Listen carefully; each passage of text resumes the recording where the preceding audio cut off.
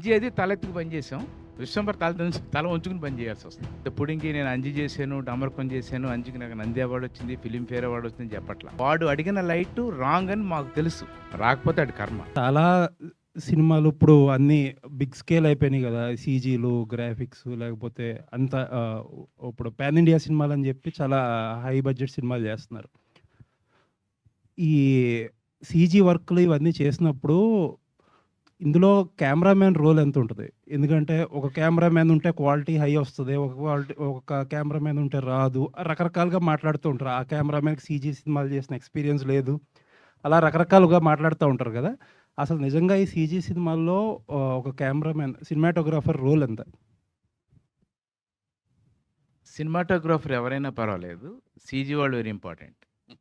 Okay, వాళ్ళు ఎంత బాగా ఇస్తే ఆ కెమెరామెన్కి అంత సో దాని సక్సెస్కి ఫెయిల్యూర్కి కెమెరామ్యాన్ ఏ రకంగా సంబంధం లేదు. ఓకే, కెమెరామెన్ ఏం కావాలో, వాళ్ళకి ఏం కావాలో వాళ్ళని అడిగి వాళ్ళ అప్రూవల్తోనే చేస్తున్నాం. ఈవెన్ నేను కూడా, ఓకే, నేను పెద్ద పుడింగి నేను అంజి చేశాను, డమర్కం చేశాను, అంజికి నాకు నంది అవార్డు వచ్చింది, ఫిలింఫేర్ అవార్డు వచ్చింది చెప్పట్లా.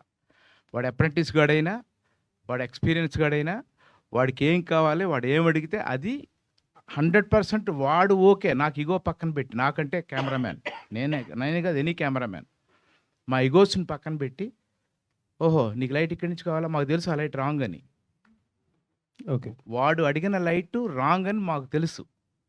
అయినా రేపు క్వాలిటీ బాగోపోతే కెమెరామెన్ కోఆపరేట్ చేయలేదని వాడెళ్ళి ఇలా ఎవరితోనో మాట్లాడి అదంతా బ్యాడ్ నేమ్ రావడం ఆ ప్రాజెక్ట్కి మంచిది కాదు, ఆ కెమెరామెన్కి మంచిది కాదు. అందుకని వాళ్ళకి ఏం కావాలో అదే చేస్తున్నాం. రాకపోతే అది కర్మ, మా తప్పు అయితే ఏమీ లేదు. ఎనీ కెమెరామెన్, అప్రెంటిస్ కెమెరామెన్ అయినా సరే, వాడు చెప్పింది చేస్తే అవుట్పుట్ వస్తే క్రెడిట్ వాడికే, బ్యాడ్ నేమ్ వస్తే మాత్రం కెమెరామెన్ రాకూడదు. బట్ అలా జరుగుతుందంట 100%. అంటే ఐ మీన్ బ్యాడ్ నేమ్ వస్తే వాళ్ళకే రావడం మనకు రాదు అనేది జరుగుతుందా ఇండస్ట్రీ? 100%. పాపం మీడియా కానీ జనం కానీ మాట్లాడట్లా. తెర వెనకాల ఆ కెమెరామెన్ చెడదొబ్బాడని మాట్లాడుకుంటారు, చెడదొబ్బిన వాళ్ళు. యాక్చువల్ కెమెరామెన్కి సంబంధం లేదు. ఓకే, సీజీ ఏ రకంగానూ కెమెరామెన్కి సంబంధం లేదు. That to now. అండ్ దీనికని ఒక సెపరేట్ ఒక టెక్నీషియన్ వచ్చాడు ఇప్పుడు కొత్తగా. ఇదివరకు 24 క్రాఫ్ట్స్ ఉండే కదా, అవును, ఇప్పుడు సీజీ కానీ ఒక కెమెరా ఒక టెక్నీషియన్ తెచ్చుకుంటున్నాం మేము. ఓకే, సినిమా స్టార్టింగ్ నుంచి ఫినిష్ వరకు అతను మాతోనే ఉంటాడు, మాతోనే ట్రావెల్ చేస్తాడు. వితౌట్ హిజ్ నాలెడ్జ్ ఒక్క ఫ్రేమ్ కూడా మేము ఓకే, తీయకూడదు ఇప్పుడున్న రూల్ ప్రకారంగా. అంటే టెక్నికల్గా చాలా అడ్వాన్స్ అయిపోయింది సినిమాలు, హాలీవుడ్ ఫిల్మ్స్ అవి చాలా బాగుంటున్నాయి.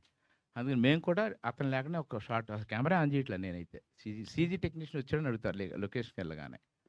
అది ఇది సార్ మీరు చేసిన సినిమాలు అంజీ కానీ చాలా ఆ టైంకి వెల్ అహెడ్ ఆఫ్ టైం.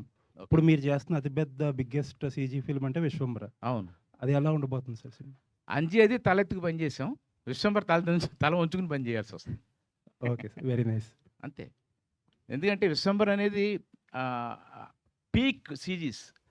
అక్కడ పోయి నేను చోటకనాడు నాకు చాలా తెలుసు, తొక్కాతోలు అంటే దొబ్బదు, చాలా బాగుండాలి. అందుకని వాళ్ళకి ఏం కావాలో, ఎందుకంటే ఆ సినిమా వెనకాల 400 కోట్లు ఉంది. అక్కడ పోయి నా ఈగో చూపిస్తే వర్కౌట్ అవ్వదు. అందుకని అక్కడ వాళ్ళకి ఏం కావాలో అదే చేసాం, అదే జరుగుతుంది. అందుకే దాన్ని బాగా టైం తీసుకుంటున్నాం, బాగా టైం తీసుకుని ది బెస్ట్ ఫిల్మ్ అవుట్పుట్ ఇస్తున్నాం. All the best. Thank you.